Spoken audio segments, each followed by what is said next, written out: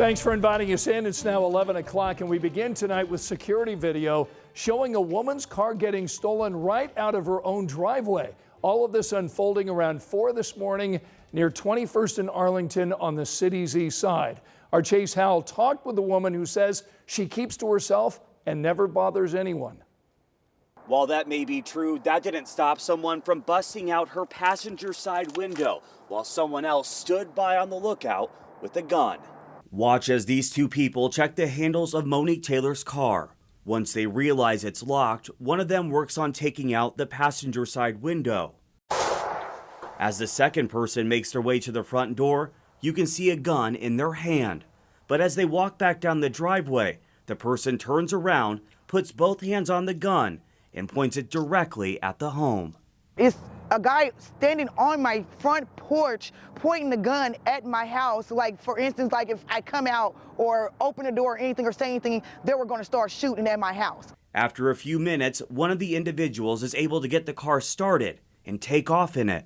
I looked out the window, my car is gone. I'm like, oh my gosh, my car is gone or whatever. So I just panic and start hollering and screaming or whatever. Taylor says she's called police and her insurance. She says because she only has liability insurance, it's up to her to figure out how to get around. I'm going to have to probably get a rental, and it's going to suck.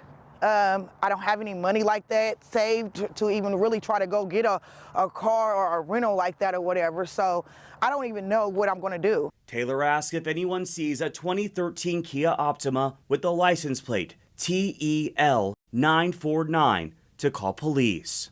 In 2023, IMPD says they had about 1,200 Kias stolen. As for the number this year, the department says they're working on getting it to me.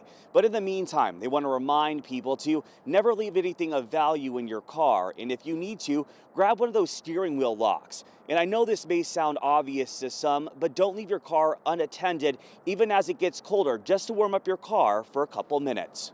Reporting here in Indianapolis, Chase Howell, 13 News.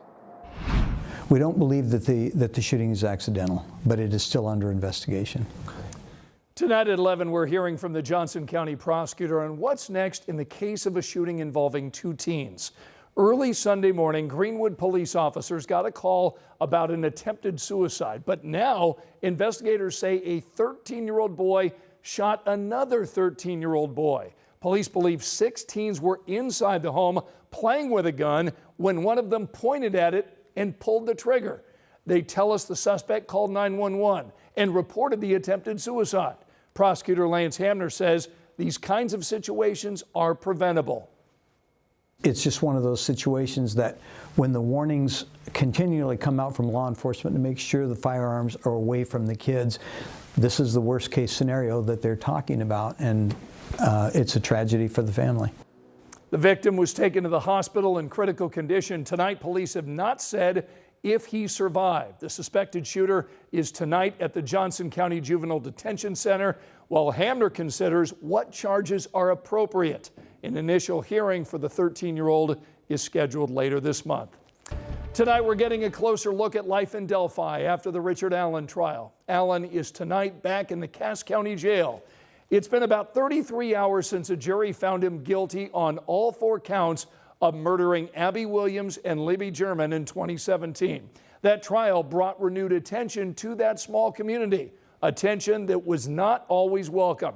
But now the barriers and barricades set up around the Carroll County Courthouse are coming down. Our crews saw the metal detectors going unused today, back to the way things were before this big trial. We talked with the county's emergency management director today about his main takeaway from the past month. There's always lessons learned from everything that you deal with.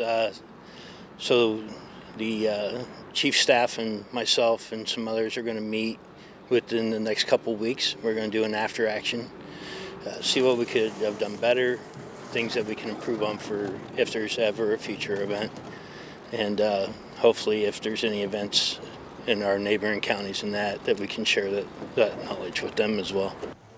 The signs of this trial and this case not totally erased from Delphi. In fact, you could still find messages of support for Abby and Libby and their families. We've covered all of the developments in this case extensively. You can scan that QR code to find our past stories It'll take you right to WTHR.com/Delphi. Tonight, police in Fort Wayne are identifying the teenager who was shot and killed by an officer. Police tonight say 16-year-old Amin Kuhn was armed at the time. Now, according to our NBC affiliate in Fort Wayne, officers say they were called around 11 o'clock Sunday night. They say there was a report of people threatening to shoot guns in a neighborhood on the south side of Fort Wayne. Police say they found one of those people carrying a gun. Investigators say when the teen didn't comply with officers' demands, one of them opened fire, hitting the boy. He died at the scene. One police officer was injured but is expected to be okay. Not yet clear right now how that officer was hurt. Angela?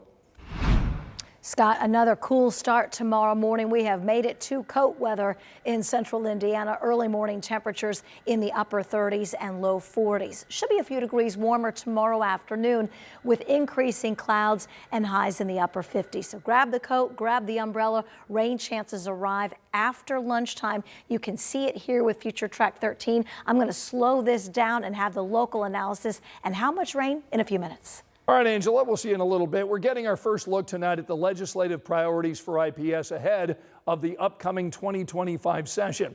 IPS leaders tonight are telling us this is a way for them to be proactive and strategic. Rachel Santos is the new director of external affairs for IPS. She told us today she spent months meeting with different departments, identifying obstacles blocking student success. She went on to tell us they came up with 6 main areas of improvement: support for early learning programs, enhanced support for diverse student needs, student health checkups, college affordability, growing the teacher pipeline, and reading success for all. Santos went on to tell us she's putting a real focus on pre-K access because a recent national report puts Indiana near the bottom for preschool enrollment.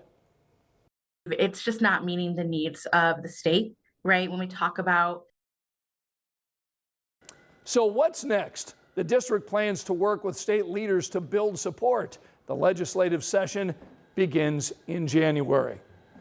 Well, tonight the Hamilton Heights High School community is mourning the loss of Principal Jared Mason.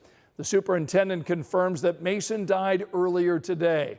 The message posted on social media did not disclose how he died, but it says Mason was beloved and calls on students and staff to come together to support one another.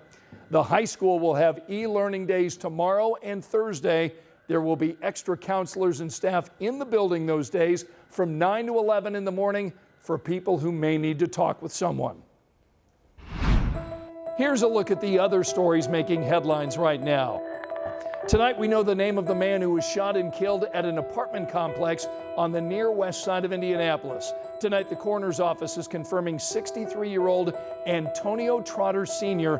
died Saturday afternoon. This was the scene on Michigan Street near Holt Road. Tonight we're working to learn if police have identified a suspect or a motive. Tonight there's a new constable in Center Township. The Marion County Democratic Party selected former IPS Commissioner Kenneth Allen for the job. The former constable, Denise Hatch, pleaded guilty to official misconduct and gun charges and was removed from office.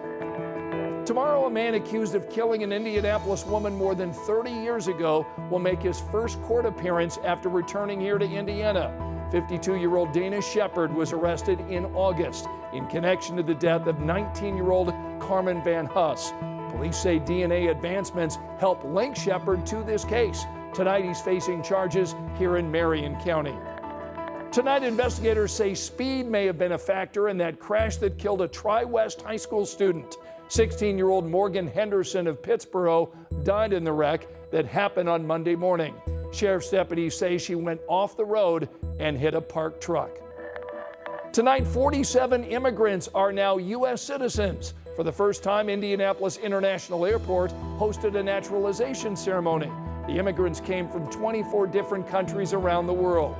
Remember, you can find all of our latest local stories anytime on our 13 News app.